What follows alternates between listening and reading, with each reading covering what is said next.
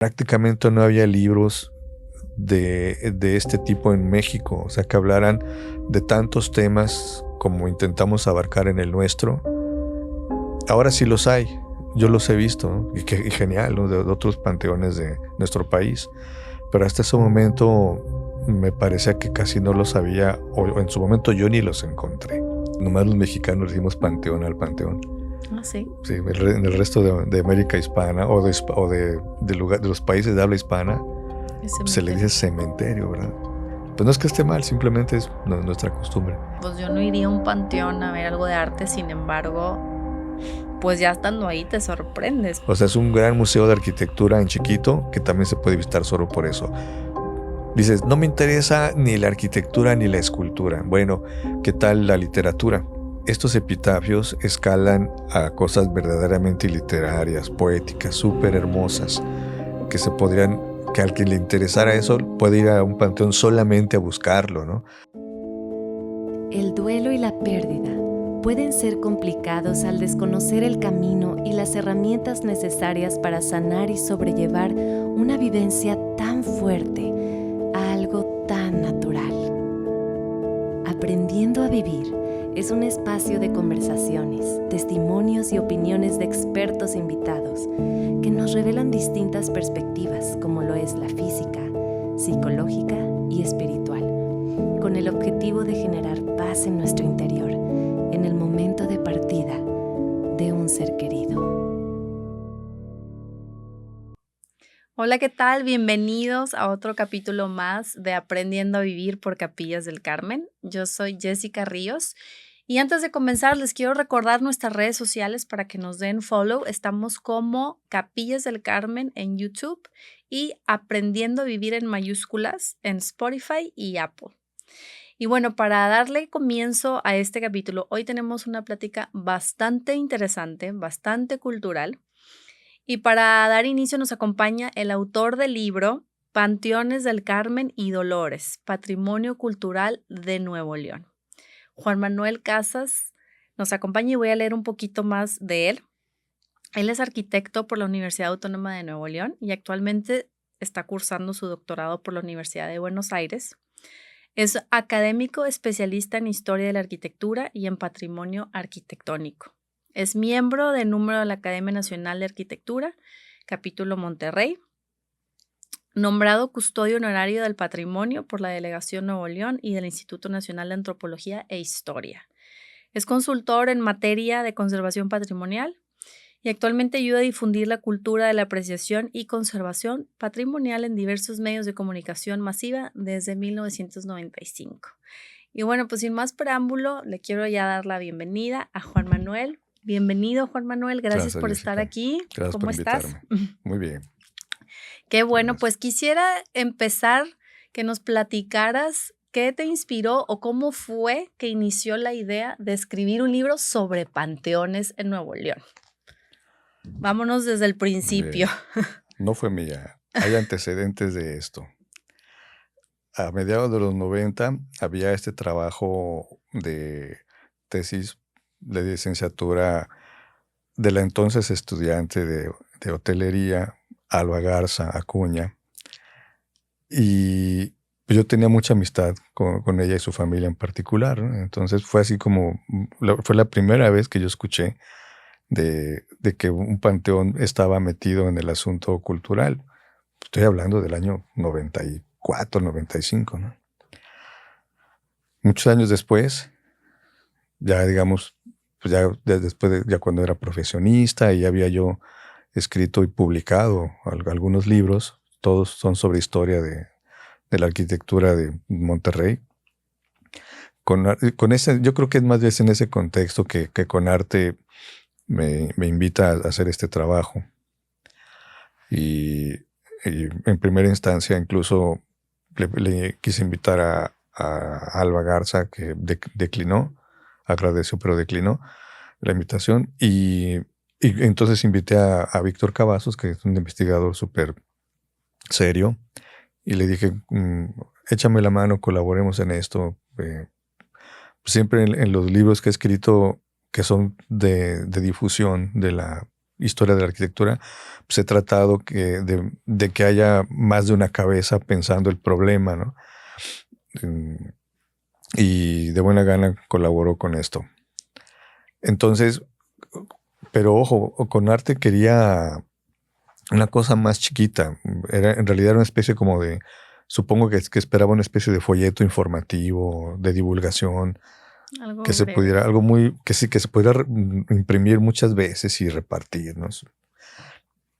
Pero pues yo tenía muchas cosas que decir y no mucho tiempo libre. Y ahorita voy a decir qué fue lo que pasó por ese asunto, pero muchas ganas de colaborar con más de lo que se me pedía. Y cuando hice una contrapropuesta, porque uno siempre tiene que escribir en qué consiste el proyecto y describirlo, ¿verdad? Con bastante detalle, con suficiente detalle, les agradó la idea, porque hasta donde yo pude investigar, podía estar equivocado, pero digamos hasta esa época, que eso fue más o menos 2005, prácticamente no había libros de este tipo en México, o sea, que hablaran de tantos temas como intentamos abarcar en el nuestro. Ahora sí los hay, yo los he visto, ¿no? Y genial, ¿no? De otros panteones de nuestro país, pero hasta ese momento me parecía que casi no los había, o en su momento yo ni los encontré. Ok. Entonces, pues se presentaba como una cosa muy ambiciosa y eso derivó a que no pudiera yo cumplir en el brevísimo plazo que yo mismo planteé.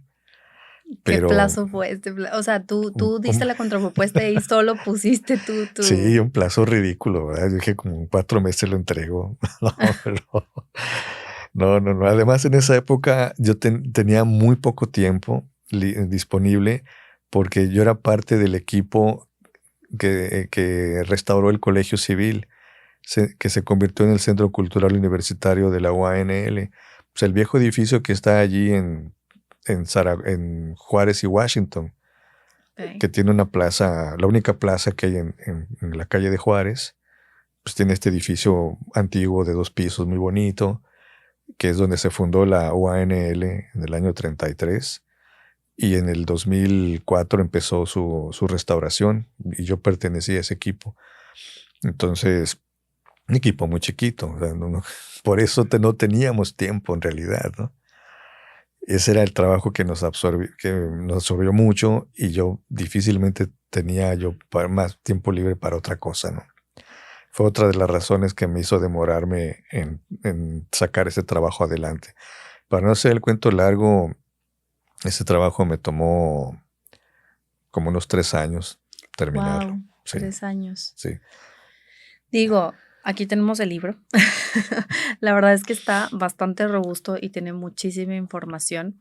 Quisiera, digo, ahorita nos iremos adentrando a los puntos principales del libro, pero ahorita me interesaría, o sea, cómo fue toda esta experiencia tuya al investigar, porque recabaste demasiada información. O sea, cómo era el ir recopilando información sobre el panteón, quiénes estaban ahí, cómo fue todo ese proceso. Bueno, pues, número 1, cuando ya estás en un asunto de este tipo, es decir, si te invitan a hacer un trabajo de investigación basado en tus antecedentes, no partes de cero. Okay. Ya hay investigación que tú, no por ese motivo, pero ya tenías hecha para otros, y siempre de todo lo que ya has hecho antes, algunas cosas salen que te van a servir para algo más en un tiempo posterior, y así ocurrió en mi caso, ¿verdad? Por eso es que uno es capaz de plantear proyectos que tienen más alcance, porque como ya tienes esos antecedentes, dices, también se podría hablar de esto, de esto otro, y queda algo así. Y vacilando todos los puntos. Sí, porque además, por si fuera poco, ya sabes de dónde jalar, ¿verdad? En tal archivo vi esto, en tales libros leí esto otro, sé que tal información puede estar por allí, o estas personas me pueden orientar. Echas mano de todo. Y durante el proceso sale más gente que te puede orientar, descubres archivos nuevos, fondos, se les dice, fondos nuevos, ya sea historiográficos o documentales de primera mano, o sea, los papeles originales de la época, o testigos de la época. Ahorita te voy a decir, por ejemplo, yo muchos años antes, yo había platicado con el doctor don Espiridión Villarreal, pionero de la radiología en Monterrey. Don Espiridión era hijo de don licenciado Adolfo Villarreal, el fundador del Panteón de Dolores, el que está a un ladito del Carmen. Okay. 1920.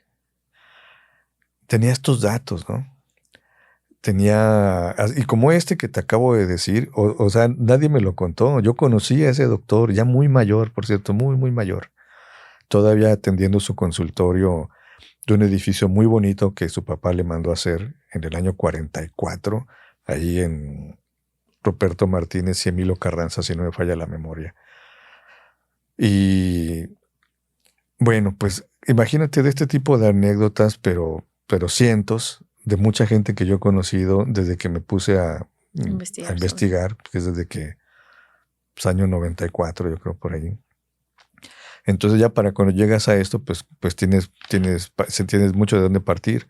Pero una parte bien, bien interesante hubo muchas fases de hacer este trabajo. Una muy especial que había que hacer además era recorrer el panteón. Me di cuenta que era muy ambicioso el proyecto de hablar de los dos con la misma profundidad. Entonces decidí invertir el tiempo en el más antiguo, el Carmen, que es de 1901. ¿Y Dolores? Y Dolores es de 1920. Okay. Ese es el que fundó el licenciado Adolfo Villarreal. No es menos importante, pero había que ir descartando cosas o bien privilegiando unas por antigüedad, simplemente, ¿no? Y porque eso también es un hecho, el Panteón del Carmen tiene mayor densidad de construcciones antiguas. O sea, le lleva 19 años de ventaja al otro, ¿no? Y esos 19 años, casi todos, más de la mitad, están todavía dentro de la época o el espíritu porfiriano. Y la forma como se hacían las tumbas en esa época fue la época de oro del arte funerario, y para nada de lo que se hizo después compite en presupuesto, en calidad artística. Esa es la realidad, ¿no?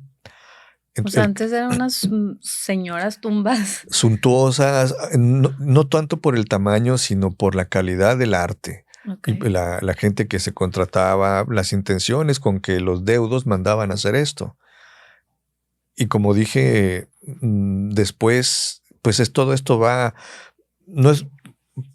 cambiando la cultura de la gente, deja de tener tanta relevancia invertir tanto dinero en una tumba, ¿no? De eso podemos hablar después, pero digamos que en primera instancia esto fue lo que observé. Entonces tuve que decidir que en la duda de si iba a tener suficiente tiempo, iba a empezar por el Panteón del Carmen, el más antiguo. Para eso, pues tuve que hacer un plano del panteón basado en dibujos más o menos precisos y tuve que imprimir pedacitos para poderlo manejar, porque pues, no hubiera sido una cosa muy grande. Como irlo seccionando. Sí, seccionándolo. Entonces, pues por casi diario, las tardes de unos 4 meses, fui a este panteón revisando tumba por tumba, una por una, para ver quién estaba allí, tomarle una foto, registrar lo que está escrito en la tumba, los datos que hay en las lápidas generalmente. Fue así como conté, más o menos habrá unas 4,500 tumbas en el Panteón del Carmen. Wow. Y es más chico que el de Dolores, ¿eh?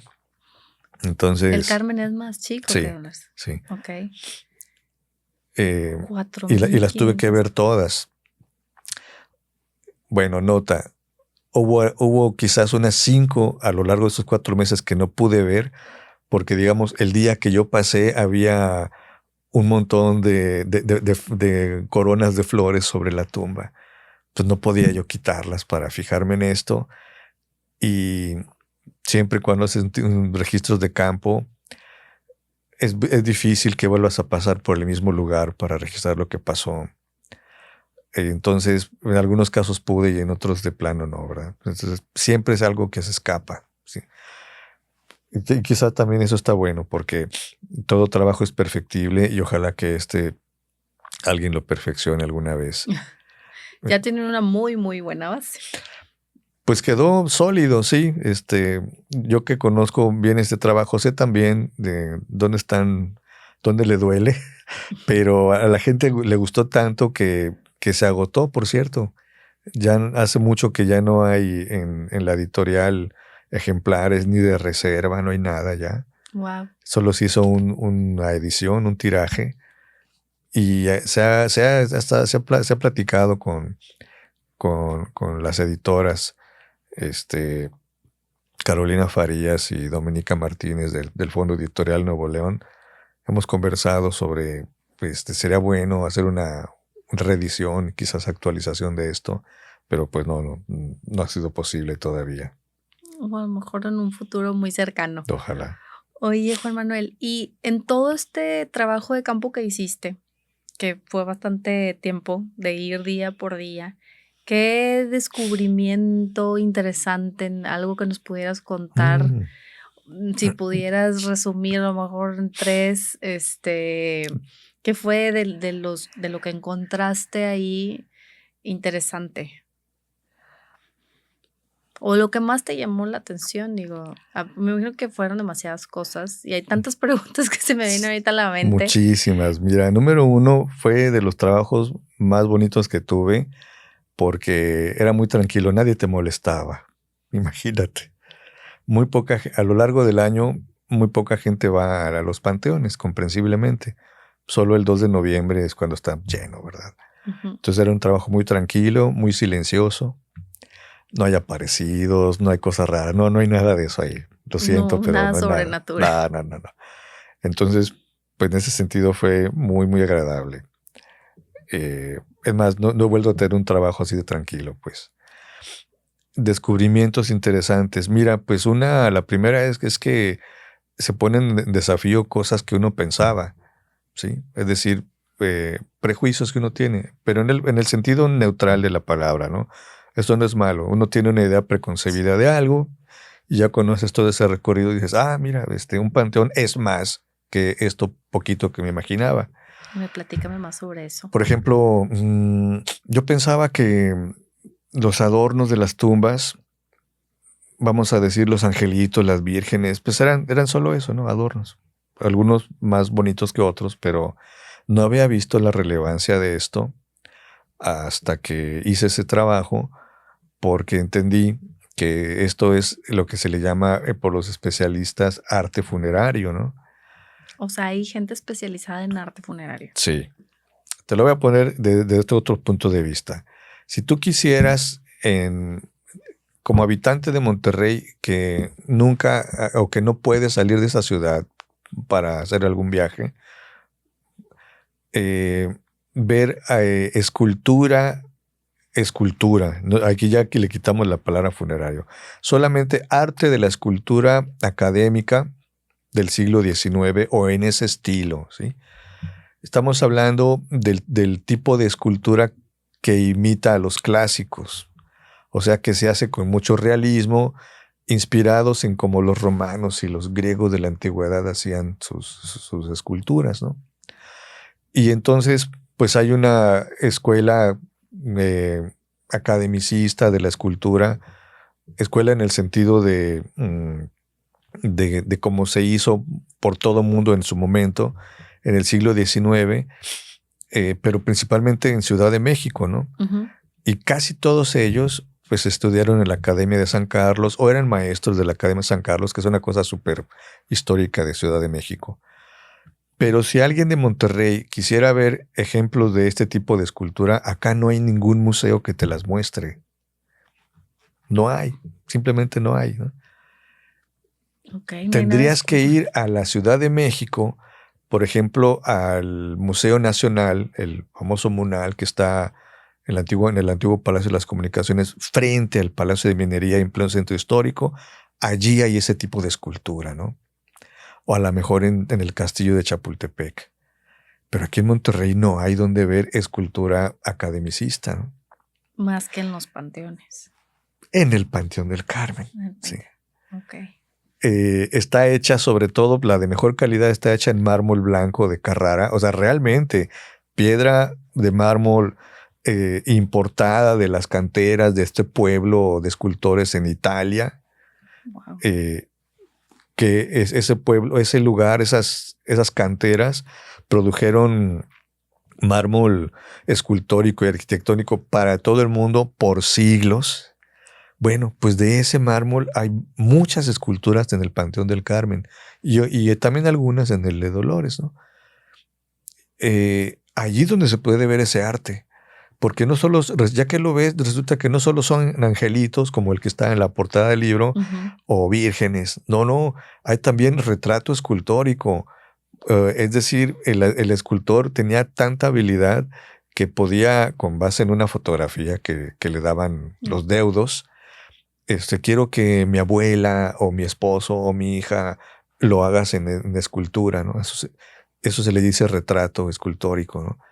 Y los de la escuela clásica italiana, escuela academicista italiana, lo hacían tan bien que quedan iguales, ¿no? Wow. A diferencia de como hoy, que la mano es a veces regular zona y a veces no muy buena. ¿Cuánta gente ya habrás visto por la calle aquí en otras ciudades de nuestro país? Estatuas en honor a alguien y no se parece mucho al que fue en vida, ¿no? Sobre todo cuando los conocemos bien. Por ejemplo, hace muchos años pusieron una estatua de Pedro Infante en no sé qué ciudad de este país. Y su hija agradeció el gesto, aunque dijo, no se parece mucho, pero gracias. Pero bueno, la intención es la que cuenta. Sí, bueno, no, pues el arte del retrato escultórico de la época academicista, esto es más o menos la época porfiriana en México.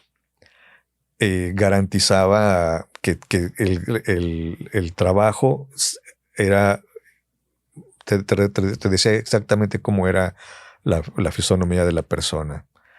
Entonces eso también lo vemos en este panteón. O sea que ese tipo de arte no se puede ver en ningún otro lado más que ahí. Y que la gente, bueno, inclusive ahorita para mí también está haciendo, me está cambiando la perspectiva, ¿no? De que pues yo no iría a un panteón a ver algo de arte, sin embargo, pues ya estando ahí te sorprendes. Bueno, pues es que ese es uno de los temas. Precisamente fue lo que entendí. Yo lo intuía y además no era la primera vez que entraba a ese panteón, ¿verdad? Yo estudié la secundaria en la que está allí a 200 metros y pues fui algunas veces pues porque cuando los compañeros se peleaban pues era un lugar normal donde se citaban para pelearse. Entonces el panteón lo conozco desde muy chico. Pero ya haciendo el estudio pues uno se da cuenta. Más allá de que haya un deudo allí, pues obviamente uno va con ese respeto, pero aquí en un panteón en general, hay para muchos intereses. Por ejemplo, quien solo quiere saber de estilos arquitectónicos clásicos, bueno, pues en Monterrey todo eso no se construyó para habitarlo. O sea, en la ciudad tú no lo ves porque habría sido muy caro construir eso así, ¿no? Pero en pequeño, en los mausoleos, tú ves esos estilos, ¿no? O sea, es un gran museo de arquitectura en chiquito que también se puede visitar solo por eso. Dices, no me interesa ni la arquitectura ni la escultura. Bueno, ¿qué tal la literatura? Los epitafios. El epitafio es la dedicatoria que el deudo a veces, cuando quiere, hace que se grabe, que se grabe en bajo relieve en la lápida. Generalmente la lápida pues solo tiene los datos básicos, quién está allí, fechas de nacimiento y muerte, eso es lo más básico. Pero a veces los deudos tienen ganas de contribuir con algo más y hay unas dedicatorias, eso se llaman epitafios. Muchos de estos son fórmulas ya prefabricadas, no tiene nada de malo. No todos tenemos esa creatividad, ¿verdad? Pero te gusta algo que ya existe y también quiero que diga esto. Pues generalmente dice, estás en nuestro recuerdo permanente, tu esposa y tus hijos que nunca te olvidan, ¿no? Cosas así, ¿no? Ujú. Pero a veces estos epitafios escalan a cosas verdaderamente literarias, poéticas, súper hermosas, que a quien le interesara eso puede ir a un panteón solamente a buscarlo, ¿no? Cuando me di cuenta de eso, en el libro abrimos un pedacito para hablar solamente de epitafios. Yo ni siquiera, o sea, no estaba enterada de que así Existe eso. ajá. Ahora, otra cosa, por ejemplo, no me interesa nada de eso, pero soy constructor y me gustaría saber qué materiales duran muchísimo tiempo. Bueno, pues ese panteón ya tiene 123 años de existir. Las tumbas más viejas tienen esa edad. Ahí tú puedes ver sin ningún cuento qué materiales hay y cuáles resisten muy bien la intemperie por más de un siglo. Te podría decir que el cemento no muy bien. A los 80 años ya está craquelándose. Algunas canteras resisten bien.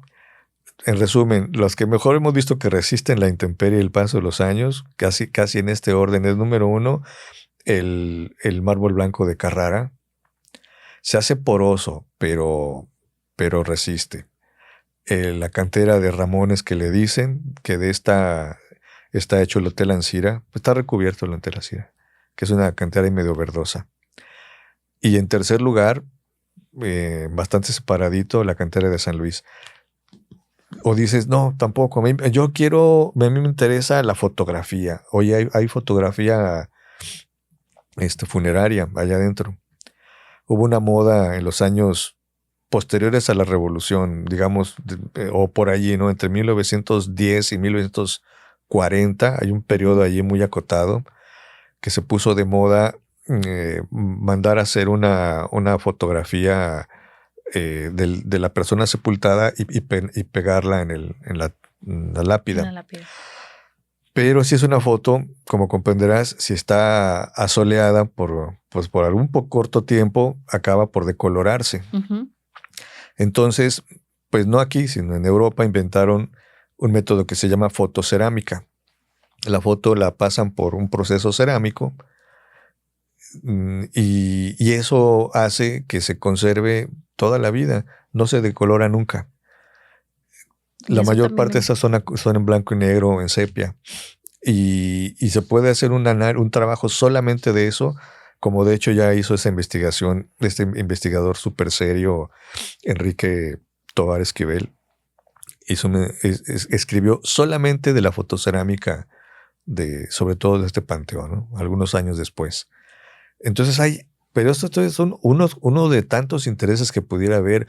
Otro que solo le interesara, oye, la colonia francesa, aquí quiénes, pues hay unos franceses, hay varios franceses sepultados allí, o la colonia norteamericana, hay varios estadounidenses sepultados allí. O sea, hay gente de diferentes culturas sepultados en este panteón. Claro, sí. Wow. Ahora, una pregunta. ¿En qué momento un panteón, te hago la pregunta, uh-huh. Van a ser dos. Una, no sé cuál sea el panteón como más, que tenga mucho más tiempo aquí en Monterrey, pero ¿en qué momento deciden un panteón convertirlo en patrimonio cultural? ¿Y qué es patrimonio cultural para los que no saben? Porque de eso se trata también, ¿verdad? Dice Patrimonio Cultural de Nuevo León. Bueno, patrimonio cultural dentro de... Es un concepto relativamente nuevo, ¿no? Casi lo inventó la UNESCO, y la UNESCO es el hermano menor de la ONU, y estas cosas son de la posguerra, ¿no? O sea, fundaron en el año 45, 46. Y la UNESCO, dentro de todas las cosas que se ocupa, pues una es la del patrimonio. Si no me falla la memoria, es Organización de las Naciones Unidas para la Educación, la Cultura y hay algo más. Bueno, entonces, pues digamos que los grandes dictados y normas sobre protección patrimonial y criterios muy generales y muy universales, pues los baja la UNESCO, ¿no? Ok. Y entre estos está el concepto de patrimonio cultural. Claro, ya son décadas de esto, ¿verdad? Quienes estamos en este asunto, pues ya no es una novedad para nosotros. Y dentro del patrimonio cultural, pues ahí está todo lo que se supone que forma nuestra cultura: la arquitectura, la historia, las tradiciones orales, los saberes intangibles, ¿verdad? Por ejemplo, recetas de cocina o ese tipo de cosas, la música. Entonces, pues todo eso, ¿no? Todo con lo que nos identificamos, ya sea regionalmente o como nación, Eso es patrimonio eso es cultural. para el patrimonio cultural, claro. Nos ayuda a la identidad, Como a precisamente. identificarnos. Ajá. Ujú. ¿Y en qué momento un panteón empieza a ser patrimonio cultural? Digo, tiene muchísimos años en el Carmen, o sea, 123 años. El Carmen es de 1901, 123 años. Es el más antiguo que nos queda en Monterrey por ahora. Hubo otros más antiguos que este, pero pues los demolieron, ¿verdad? Los quitaron. Esa era otra de mis preguntas que ahorita qué bueno que lo mencionas. ¿Cuánto tiempo dura un panteón, por lo tanto, patrimonio cultural? O sea, Ajá. si hay alguna ley, si está estipulado o si es cuestión de, pues, de gobierno, no sé. O es meramente de los inversionistas. Desgraciadamente es más lo último. Yo me gustaría modificar la pregunta, es no cuánto tiempo dura, sino cuánto debería durar un panteón, Ok. que pues yo creo que debería durar siempre. Y no es una necesidad mía. Mira, otros lugares que por otros motivos también han sido referencia de nosotros, o sea, de nosotros, Latinoamérica, pues Europa, ¿no? La vista siempre está volteada para allá, todavía, ¿no? A ver, para medir ciertas cosas. Inglaterra, Francia, España tienen panteones que pueden presumir que tienen siglos de existencia, ¿no? No digo 124 años, estoy diciendo 400, 600 años de antigüedad, ¿no? Tienen eso ellos. ¿Por qué nosotros no? Entonces, un panteón más antiguo que estos que existen aquí en Monterrey era el Panteón Civil administrado por el Ayuntamiento de Monterrey, ¿no? Era de 1849 y duró, ahí en números gruesos, 110 años, nada más, o sea, menos de lo que ha durado el Carmen ahorita. Ajá. Lo suprimieron por ahí del año entre 57 y 59, y en su lugar pusieron el Centro Educativo Venustiano Carranza, donde está la secundaria donde yo estudié, la primaria Venustiano Carranza, el monumento a Venustiano Carranza y el kinder. Son 8 manzanas. Todo eso llegó a ser el Panteón Civil de Monterrey, que para la época en que lo suprimen, repito, ya tenía más de un siglo de antigüedad. Y ahí estaba sepultado todo mundo, porque no había otro. Okay. Hasta el momento en que en 1901 se ofrece la opción de panteón privado, porque era una empresa privada, el Carmen. Eso quiere decir, todo mundo que murió antes de 1901 estaba sepultado allí. Altos, chaparros, flacos, gordos, De ricos, todas pobres, clases todo el mundo sociales. estaba allí. Así que quien tú revises de la historia de este estado, que murió y se fue sepultado en Monterrey, estaba en ese lugar. Era histórico a más no poder. ¿Por qué se toma la decisión de quitarlo? No lo sé. Hubo gente que lo defendió, ¿verdad? El ya fallecido Israel Cavazos, cronista de Monterrey por muchos años, en aquel tiempo, pues era un modesto maestro interesado en historia, ya había publicado algunas cosas, ya no tan modesto ahora que lo pienso, ya era don Israel Cavazos, pero muy joven. Él sí levantó la voz en los años 50. Puso objeción de que por qué pero sea. pues hay a veces que pasan muchas cosas en esta ciudad que no importa que digan cuán importantes sean, otras cosas las atropellan, ¿no? Bueno, y antes de ese hubo otro, ¿verdad? El que estaba atrás de la Purísima, y y antes de la independencia, pues no existían los panteones como tales, es decir, como todo era articulado en la religión, los muertos se sepultaban en terreno consagrado, y eso era la iglesia, literalmente adentro de la iglesia o afuera en el atrio. Entonces en la época colonial, pues esos eran los cementerios, ¿no? Los panteones. ¿Cuáles eran esos? El atrio de la catedral y el atrio de San Francisco, que ya no existe, ¿verdad? Pero era un convento que existió. ¿Y en qué momento entonces se decide? Las leyes de reforma, las leyes de la época de Comonfort, de Juárez, de Lerdo de Tejada. O sea, entre los años 1856, 1861, ese periodo que da, por cierto, origen a la Guerra de Reforma, cuando básicamente la Constitución de 1857, ahí es cuando se plantea la separación Iglesia-Estado, y es cuando se dice el Estado se va a encargar de administrar cosas como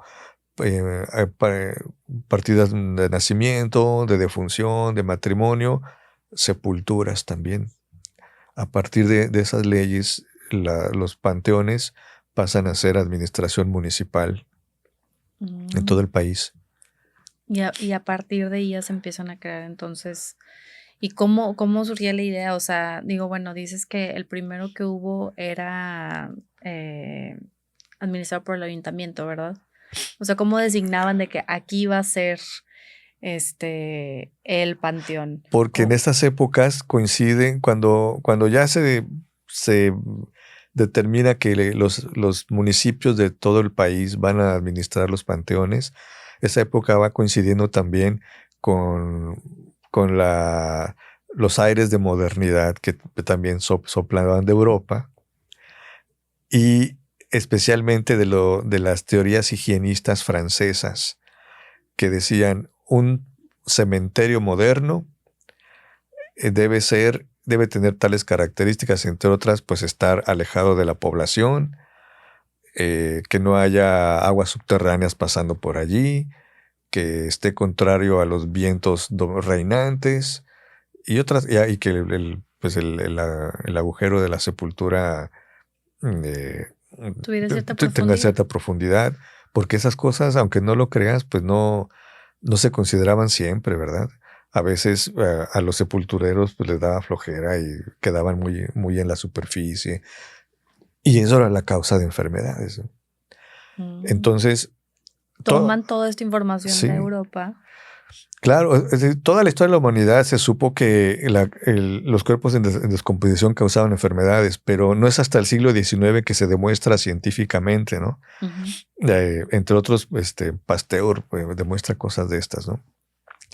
Entonces, esto, el cúmulo de científicos europeos, en México específicamente los franceses, tuvieron pues mucha autoridad para eso en sus publicaciones, quiero decir. Uh-huh. Y entonces, pues, gente que estaba ahí más o menos enterada, como el doctor Gonzalitos, dice, no, un panteón moderno debe tener estas características, y él cita al autor francés, como dice fulano, no me acuerdo cómo se llama. Y entonces, pues buscan el terreno a propósito para eso. Y en 1849, allá donde ahora es Venustiano Carranza, era las afueras de la ciudad, lejitos, era lejos. Wow, eso era lo lejano. Sí. No, mira, ¿cómo no habrá sido el asunto que todavía en 1901 eran las afueras de la ciudad? Todavía en 1920, cuando se hace el último de estos panteones, el de Dolores, todavía está poco poblado por allá. Es una locura. ¿Cómo fue creciendo después? Sí, ahora es centro. Sí, ya es centro.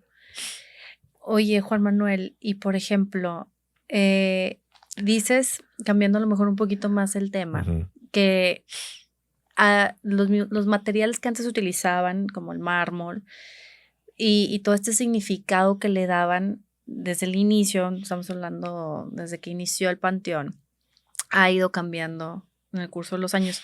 ¿De dónde viene el tema de, inclusive hay unas que a lo mejor son más ostentosas que otras, pero ¿de dónde venía esa idea o lo que pudiste investigar de digo, si va a estar ahí una persona difunta, le metían mucho presupuesto, cosa que pues al paso de los años ha ido cambiando.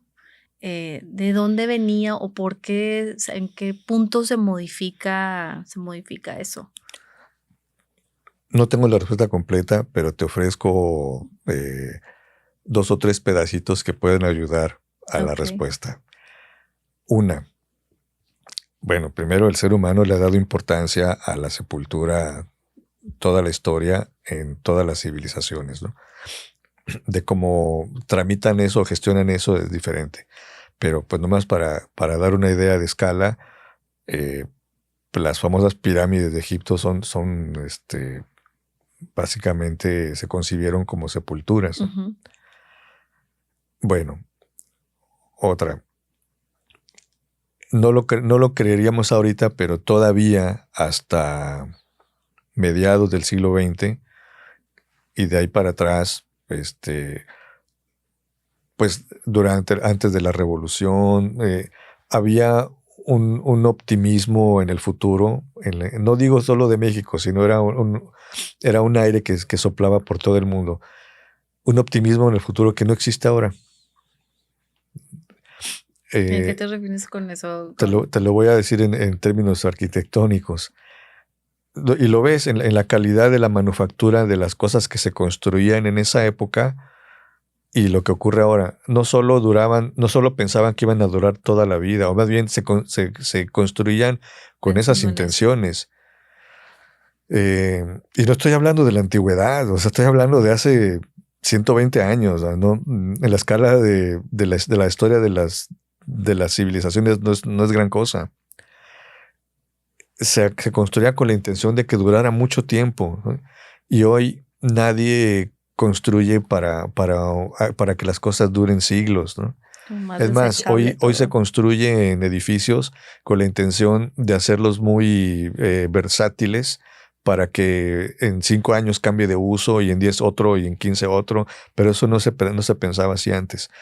Entonces, Ya. esa es otra parte de la explicación. Por eso digo, había mucho optimismo en el futuro. Y otra, había mucho dinero en la época de Porfirio Díaz. No siempre, aunque siempre la cuestión de la sepultura ha sido importante, en la época de Porfirio Díaz para México es la época de oro del arte funerario. Combina el interés por la sepultura con el optimismo en el futuro y mucho dinero, te produce un arte o una arquitectura fastuosa. Pero eso era a todos los niveles económicos, porque incluso en las tumbas más modestas de aquella época, en el Panteón para no ir más lejos, tumbas modestas de entre 1901 y 1920, pagando a lo mejor hasta con centavos, pero pagaron lo mejor que se podía para que la tumba fuera vistosa, fuera bonita, fuera atractiva. Aunque fuera la lápida, una cosa muy sencilla, ¿verdad? Pero tenía sus adornitos, su Sus letra bien detalles. labradita, tenía sus detalles, sí. Con el presupuesto que fuera. Sí, bueno, ahora las cosas en general ya no duran. No, han cambiado, ¿verdad? Ha No sé si sea cambiado. mejor o peor, eso no lo podría decir, pero la cultura de lo funerario ha cambiado muchísimo, ¿no? Por ejemplo, la uniformidad actual, ¿no? Los panteones modernos es todo muy uniforme, es más, es una regla, no puedes hacer nada extraordinario. Sí, La como más lápida, minimalista todo, ¿no? ay, no sé si usar esa O sea, palabra, es verdad, es muy, muy simple, pero no sé si usar esa palabra. Para mí es muy, muy sencillo, quizás después de haber visto esta experiencia, es demasiado sencillo tirándole a simplón para lo que tú acabas para de lo ver. que Ujú. vimos, ¿no? Y que está ahí a la vista. Acá, pues hay fasto de diferentes escalas en esa época. Mm, mm, no sé si es mejor, pero es más Es interesante. diferente. Sí, Ahora, platícanos un poquito mencionaste los mausoleos. sí. Platícanos sobre qué es para las personas que no sepan, ¿Y cuántos viste ahí dentro del panteón? ¿Y de quiénes son? Me imagino que muchas familias han de ser importantes aquí en Monterrey.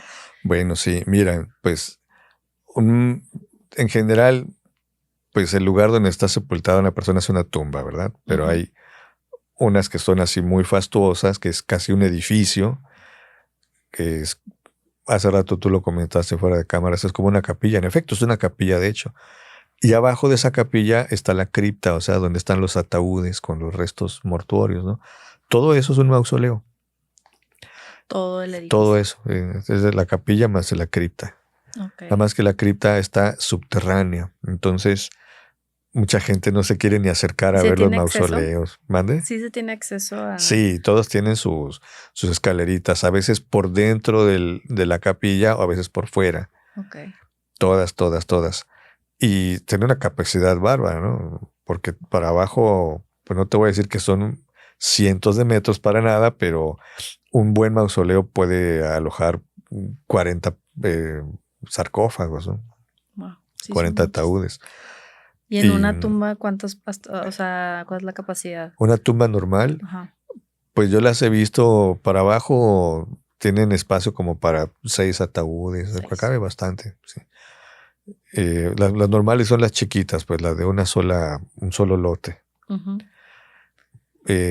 Bueno, pues en estas, ¿por qué está esa capilla ahí? Porque antes había la costumbre de que un padre podía oficiar misa allá adentro, o bien el servicio religioso que los deudos pidieran, ¿no? Y de hecho, las más grandes están diseñadas como capillas, ¿verdad? Tienen su reclinatorio, su altar, tienen todo lo necesario, todo dentro de, pues, el contexto cristiano católico. Y ahorita ya no se ofician misas ahí. O sea, en lo que es la capilla. No, yo nunca lo he visto. Y no sé si esté prohibido, sinceramente, no llego hasta allá. Supongo que tal vez un padre que se anime a hacerlo lo haría, ¿verdad? Pero esa costumbre ya se perdió. También estos panteones viejos suelen tener una capilla del panteón al centro. Es una capilla para todos. Y es donde, pues, originalmente allí se hacía la última misa con el cuerpo presente, ¿verdad? Okay. La última velación. Pero esas costumbres se han perdido. Esto ya se hace, pues, desde hace muchos años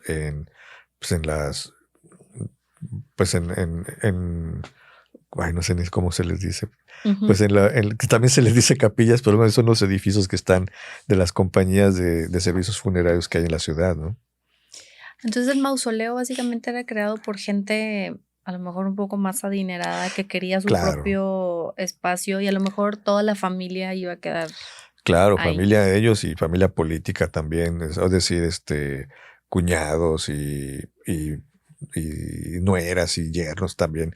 Sí, claro, también en estos panteones, pues se notan mucho las posibilidades económicas, ¿verdad? Un mausoleo fastuoso, pues solo lo podía pagar alguien con mucho dinero, definitivamente. Probablemente los que están a un lado en una tumba más modesta habrían querido eso, tal vez. Pero en la tradición, por lo menos en la tradición porfiriana, se nota que con poco poder adquisitivo o mucho, todos hacían una muy buena inversión para dejar la tumba lo más bonita posible. Ahora, ok, o sea, bueno, mausoleo, está lo que es la tumba, algún otro, como, pues no sé cómo llamarle, edificio mini, o sea, aparte de la capilla, o sea, cómo está compuesto así en general todo el panteón. Digo, ahorita haciendo así como un recorrido mental. Bueno, mira, todo panteón es como una ciudad. Okay. Tiene sus calles, tiene sus manzanas y las manzanas están lotificadas. Y de hecho algunos panteones, esas calles hasta tienen nombre, ¿verdad? Como si fueran calles de ciudad, eso es así. Entonces, pues es una ciudad, pero de muertos, ¿verdad? Por eso también se le llama necrópolis, ¿verdad? Justamente ciudad de muertos, como se llama la necrópolis municipal de Avenida Lincoln, que es la que vino a sustituir el viejo panteón municipal que desapareció en el año 59, ¿no? Necrópolis es un nombre correctísimo en ese sentido. Entonces hay lotificación, y en cuanto a lotificación, pues hay lotes, sobre todo en los panteones viejos, lotes más grandes que otros, dependiendo de lo que puedas pagar. Ujú. También tienen sus limitaciones, ¿verdad? No puedes abarcarlo todo, no puedes salirte de esas cosas. Igual como una colonia, o aproximadamente.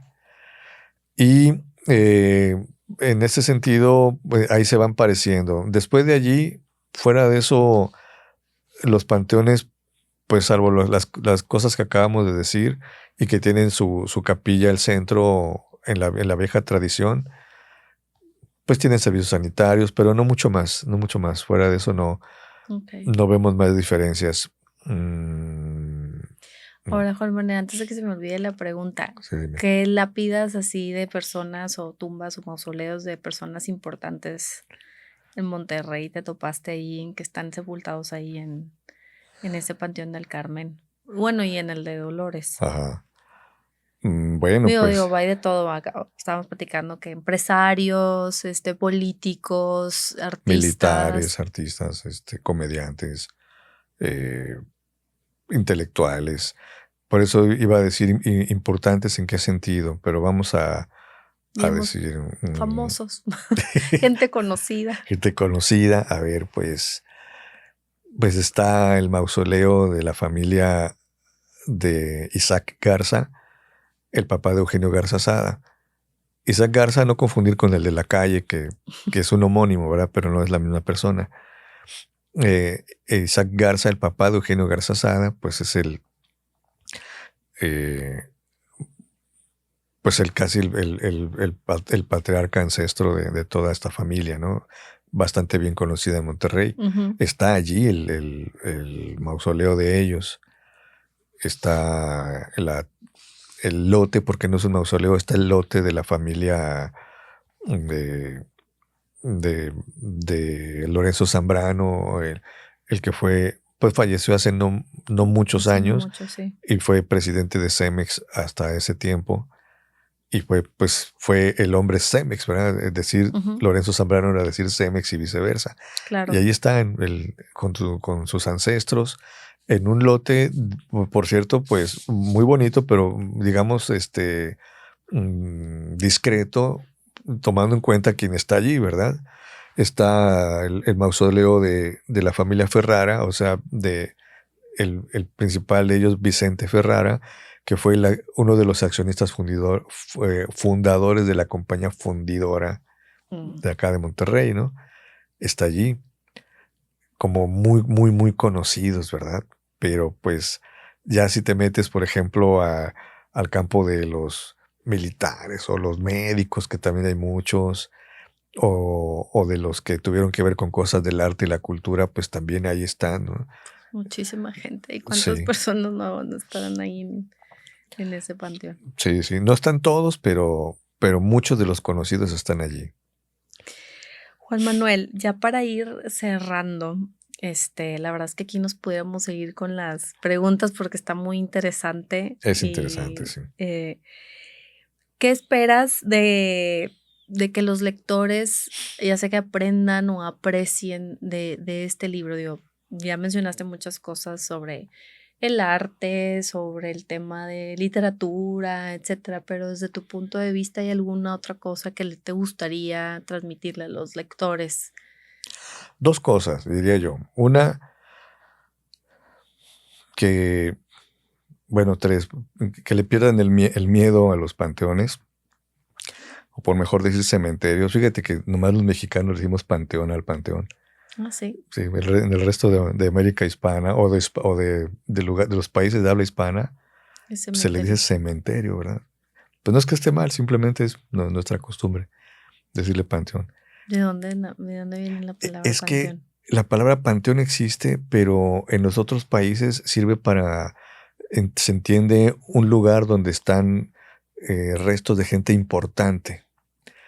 Entonces, en Sudamérica, por ejemplo, o en el Caribe, hay edificios muy monumentales que se llaman Panteón de los Héroes o Panteón Nacional.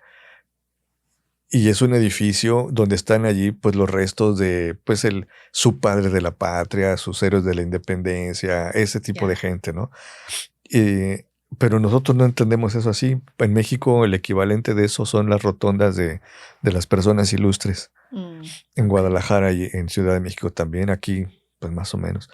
Y eso de los panteones está inspirado, obviamente también no lo inventamos en Latinoamérica, de Francia, ¿no? Ellos tienen el famoso Panteón de París, donde tiene cara de iglesia. De hecho, ese edificio se construyó originalmente para ser iglesia y durante la Revolución Francesa lo convierten en esto. Entonces, pues ya no tiene a las deidades del cristianismo, sino a las deidades terrenales, ¿no? A los héroes. El Panteón de París pues tiene a Napoleón para empezar, ¿no?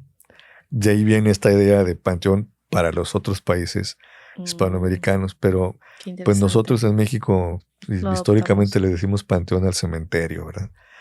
Entonces, bueno, de hecho este paréntesis regresando al punto. Diré, que le pierdan el miedo a estos lugares, no son ni tétricos, ni se te va a aparecer nadie. No es así.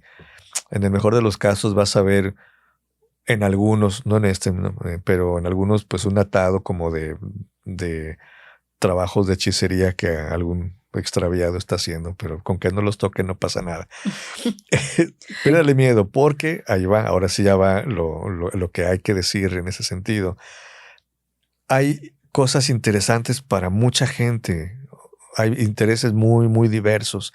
Hay que descubrirlos. Acá yo ofrecí algunos que se prestaron a la conversación. El libro incluye algunos más, pero pues incluso acá no está dicho todo, ¿verdad? Hay que descubrirlos, dense esa oportunidad. Y número 2, obviamente hay que ir con respeto, pero sobre todo respeto por lo ajeno. Quiero decir, en el sentido, este panteón, el del Carmen, desgraciadamente, y otros muchos de nuestro país han sido víctimas de saqueo, más que de vandalismo, de saqueo. Y es una pena y una vergüenza para la gente que por unos pesos roñosos destruye obras de arte ajenas, además, que no son de ellos, ¿no?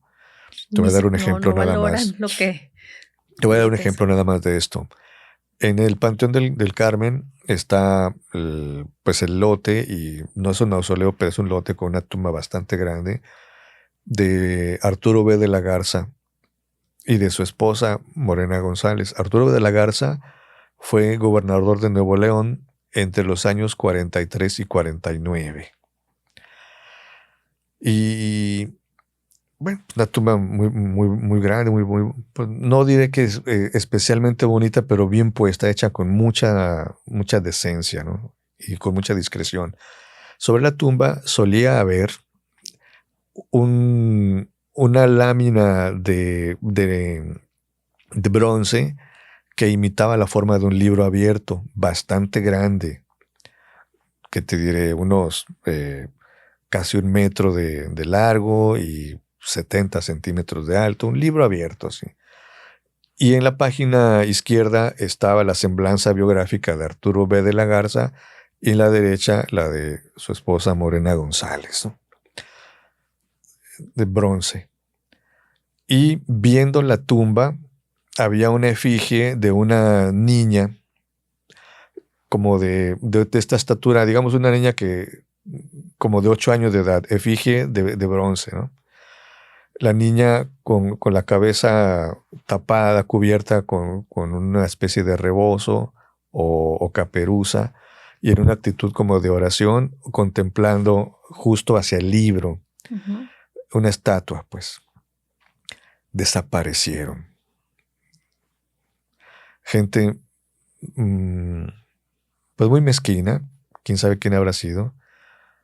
Entraron, desgraciadamente se puede entrar en coche y yo creo que esto no debería ser así, es mi opinión muy personal. No hay ningún tipo de seguridad o alguien que vigile. Pues sí, porque te metes en coche hasta el último rincón.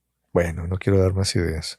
Uh-huh. Entonces pues desapareció el libro de bronce y la estatua que estaba allí, ¿no? Qué triste. El libro, pues con el paso del tiempo, los descendientes de Arturo B. de la Garza lo volvieron a poner, pero esta vez ya de mármol o de piedra, una cosa pues que ya no era robable, con el mismo texto que solía haber originalmente, pero la estatua de la niña ya, están las huellitas de sus pies, donde estaba anclada al piso, ahí se nota que estuvo, tenemos fotos de eso, claro, pero pues eso desapareció hace más de 10 años. Y vete a saber. Y como estas, me sé otras historias que pues para qué nos alargamos. Nada de lo que está allí le pertenece ya a nadie en lo personal, aunque seas descendiente. Esto es patrimonio cultural, hay que entender eso. Es una especie de propiedad colectiva que en el interés de que contribuya a nuestra cultura no debería ni quitarse, ni suprimirse, ni borrarse, ni vandalizarse, ni modificarse, ni nada, ¿verdad? Es solo para conservar. Claro. Y sobre todo, pues es un tema de cultura y de respeto, ¿no? Pues sí, respeten. Hay que respetar. En todos los sentidos. Ay, Juan Manuel, pues muchísimas gracias por habernos acompañado en este episodio. No, con todo gusto. Darnos así una pizquita, ¿verdad? De todo tu trabajo que lograste hacer y plasmar, toda tu investigación que lograste plasmar en este libro.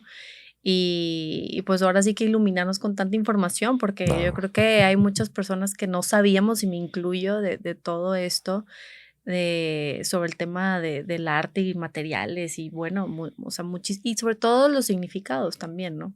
Claro. Que eso también, como dices tú, es parte de la identidad que nos va dando como pueblo, ¿verdad? O sea. Así es, y si no lo sabíamos, cuando lo conocemos nos refuerza eso. Claro. O nos ayuda a cambiar algunas ideas. Genial, pues qué bueno. Pues muchísimas gracias nuevamente, gracias por la invitación, por haber estado aquí. Gracias. Y bueno, pues muchísimas gracias a ustedes por haber escuchado o sintonizado un episodio más de Aprendiendo a Vivir. Siempre juntos, siempre.